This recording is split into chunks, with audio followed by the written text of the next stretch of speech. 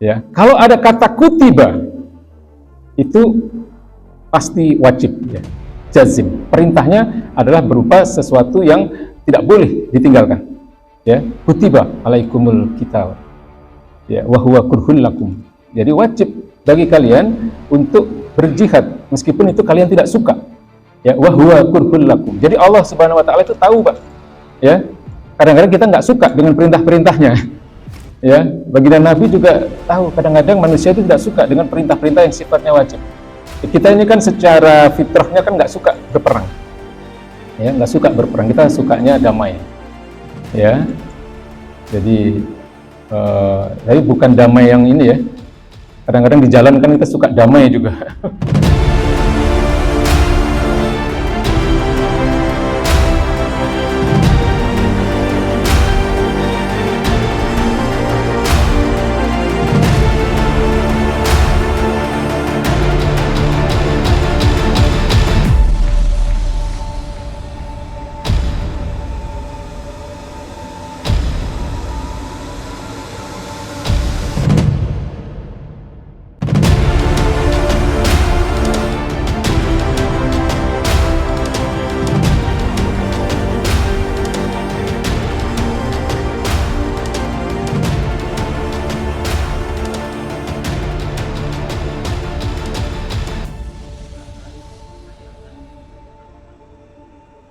Jadi khitabus syari' itu adalah seruan dari sang pembuat hukum. Siapa itu sang pembuat hukum? Sang pembuat hukum adalah Allah Subhanahu wa taala dan Rasul-Nya. Jadi dalam beberapa ayat Allah katakan inil hukmi illa lillah. Tidaklah hukum itu kecuali milik Allah Subhanahu wa taala. Nah, kita sedang mempelajari bagaimana memaknai khitab, ya, bagaimana memaknai seruan-seruan dari sang pembuat hukum ini, bagaimana memaknai seruan-seruan dari Allah Subhanahu wa taala dan Rasul-Nya. Ya. Nah, yang dimaksud dengan seruan adalah apa yang ada di dalam Al-Qur'anul Karim ataupun apa yang menjadi sunnah-sunnah baginda Nabi besar Muhammad SAW atau hadis-hadis baginda Nabi yang bersifat perintah dan larangan. Ya, itu seruan. Ya, kita tahu bahwa di dalam Quran, dalam hadis, Rasulullah juga banyak bicara tentang Allah Subhanahu wa taala dan Rasul-Nya, banyak bicara tentang sejarah, ya, tentang keimanan dan seterusnya. Itu bukan termasuk khitab, ya, bukan termasuk seruan. Jadi yang dimaksud dengan seruan Allah Subhanahu wa taala dan Rasul-Nya adalah hal-hal yang terkait dengan perintah dan larangan. Ya, hanya saja di sini yang kita pelajari adalah bagaimana memahami, ya, memaknai seruan-seruan tadi, karena tidak semua kalimat yang bernada perintah atau kalimat berita yang bermakna perintah itu hukumnya wajib, ya, tidak semuanya, atau sebaliknya tidak semua larangan, ya, di mana Allah menggunakan sigot nahyi. Sigot itu bentuk, nahyi itu larangan. Jadi di mana Allah menggunakan kalimat-kalimat berbentuk larangan, ya, atau hadis-hadis Nabi yang merupakan larangan, atau kalimat-kalimat berita yang bermakna larangan, tidak semua itu sesuatu yang haram, ya. Jadi kalau kita ringkas, ya, yang akan kita pelajari ini adalah seruan-seruan Allah Subhanahu wa taala dan Rasul-Nya. Yang pertama, kita kemarin sudah mempelajari seruan-seruan Allah yang bersifat jazim. Jadi jazim itu pasti, ya, tidak boleh tidak, harus. Jadi kalau perintah, ya hukumnya wajib. Kalau larangan, hukumnya haram, ya, jazim. Ya, kalau mungkin dalam bahasa kita mutlak, harus, nggak boleh tidak. Ya.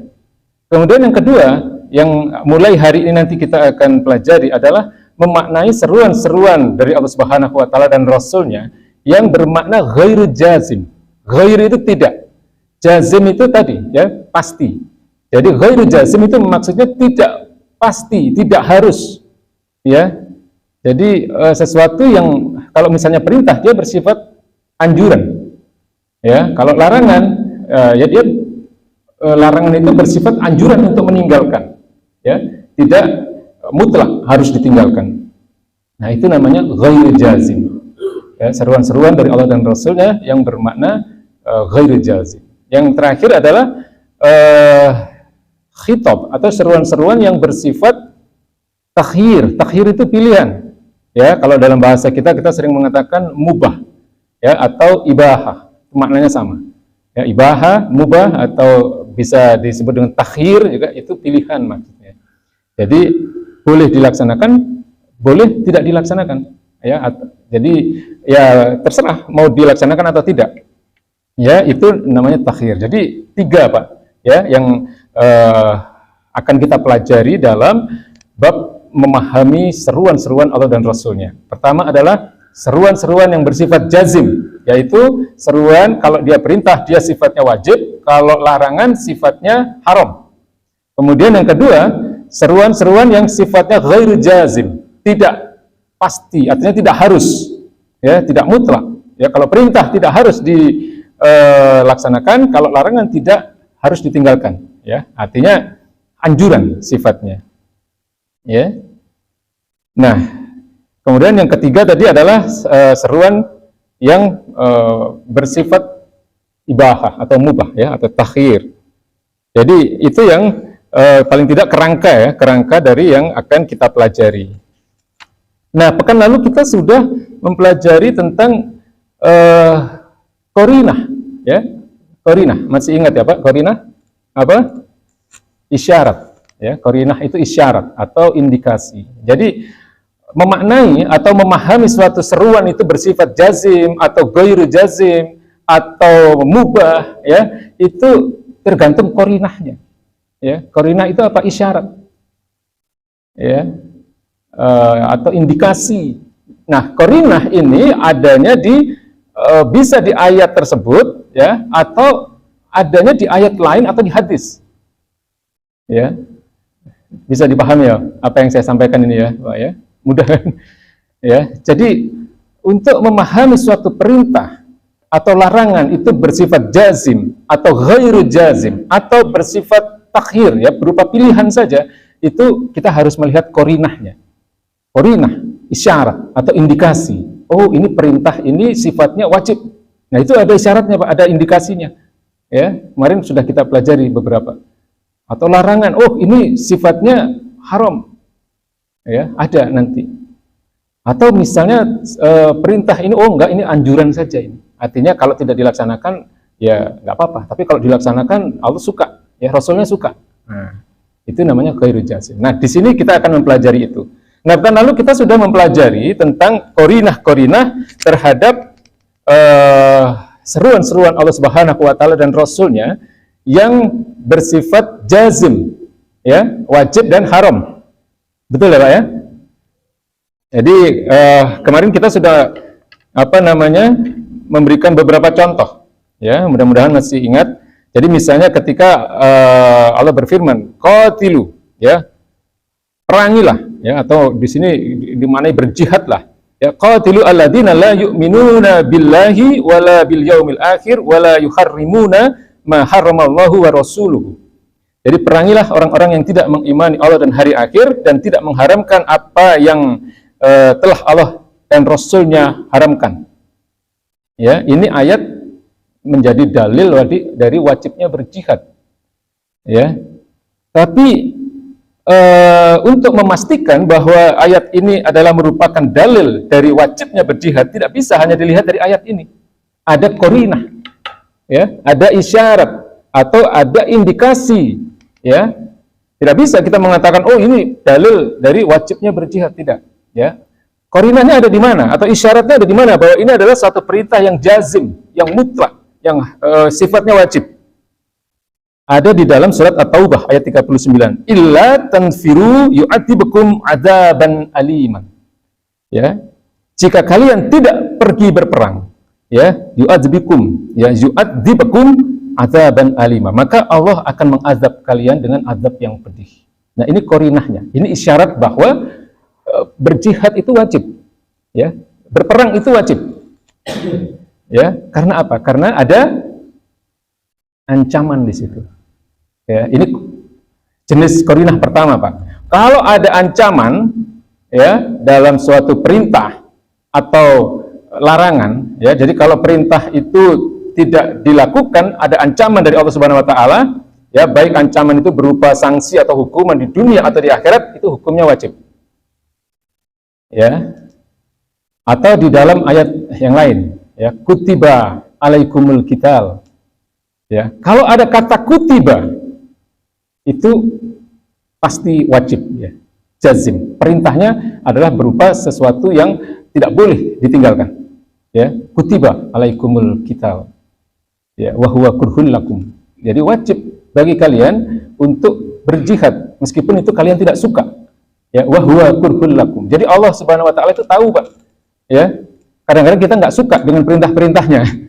Ya, baginda Nabi juga tahu kadang-kadang manusia itu tidak suka dengan perintah-perintah yang sifatnya wajib. Ya, kita ini kan secara fitrahnya kan nggak suka berperang. Ya, nggak suka berperang. Kita sukanya damai. Ya. Jadi tapi bukan damai yang ini, ya. Kadang-kadang di jalan kan kita suka damai juga, bukan itu. Jadi damai dalam arti tidak berperang. Itu fitrah manusia itu sukanya begitu. Karena perang itu atau jihad itu berat. Ya, berat, Pak. Harus meninggalkan anak istri, resikonya kehilangan nyawa dan seterusnya. Ya. Hanya saja setiap hal yang bersifat wajib itu ada sebabnya. Jadi tidak berarti oh jihad apa wajib, perang wajib, yuk kita perang, enggak begitu. Cari musuh gitu, enggak begitu. Jadi artinya jihad itu dalam rangka membela diri, ya. Kalau negara kita diserang musuh-musuh Islam misalnya, ya, wajib berjihad, ya, kayak zaman penjajahan dulu.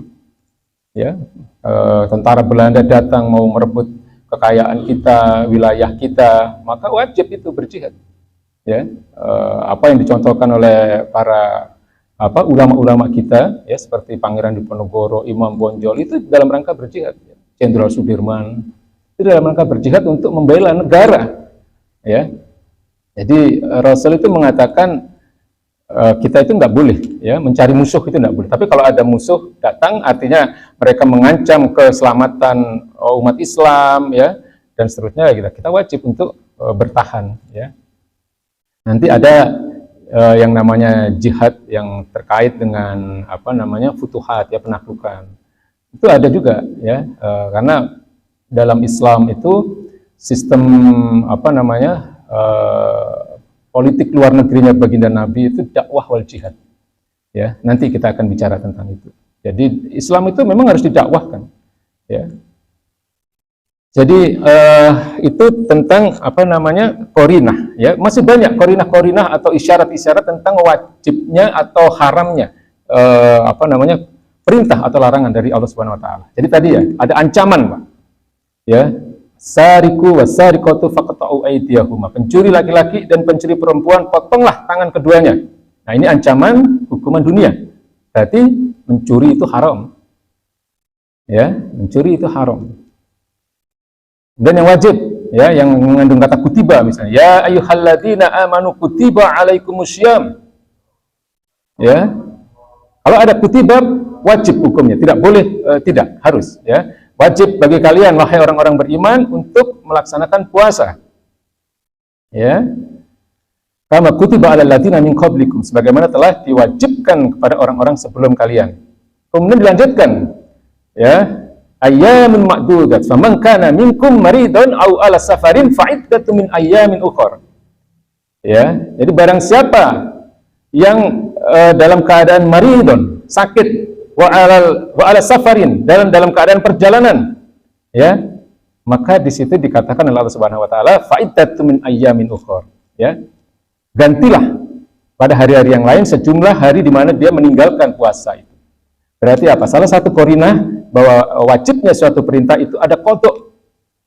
Ya, ada qadha. Jadi harus dilakukan pada di luar waktunya. Ya, di luar bulan Ramadan harus dibayar istilahnya. Nah, kalau ada perintah seperti itu berarti perintahnya itu adalah perintah yang wajib. Ya, termasuk sholat. Sholat itu kalau kita tidur misalnya, ya, sehingga lewatan waktu sholat maghrib, ya, tidurnya mulai jam 5, bangun jam 8 malam misalnya, Itu ada qada salat itu ada, Pak, ya. Man nama 'anis shalah au nasiha. Jadi barang siapa tidur sehingga dia melalaikan salatnya atau lupa, ya. Kemudian dikatakan oleh baginda Nabi, falisalluha idza dzakaraha. Maka hendaklah dia sholat ketika dia mengingatnya. Artinya ketika dia bangun atau ketika, wah saya tadi belum sholat, ya itu harus dikodok. Ya, tapi tidak boleh ya mengkodok sholat dengan sengaja, tidak boleh. Ya, bolehnya itu ya misalnya karena hal-hal yang memang kita tidak mampu untuk melawan, ya, tidur. Tapi jangan sengaja juga tidur sebelum maghrib terus bangunnya nanti gitu ya. Kalau sudah mendekati maghrib ya jangan tidur gitu kan. Kalau secapek apapun sehingga kita nggak kelewatan waktu maghrib. Jadi ada kodok. Ya, jadi sesuatu yang berat untuk dilaksanakan, tapi Allah dan Rasulnya itu mewajibkan mengkodok, atau kemudian kalau dia tidak bisa melaksanakan puasa tadi, ya, kemudian kan ada wa alal ladina yutiqunahu fidyatun ta'amu miskin.